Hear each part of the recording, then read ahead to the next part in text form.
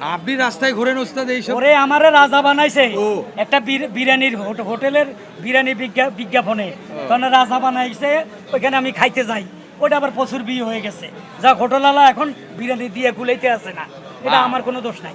Promotion promotion. জি, নির্বাচন খুব ভালো।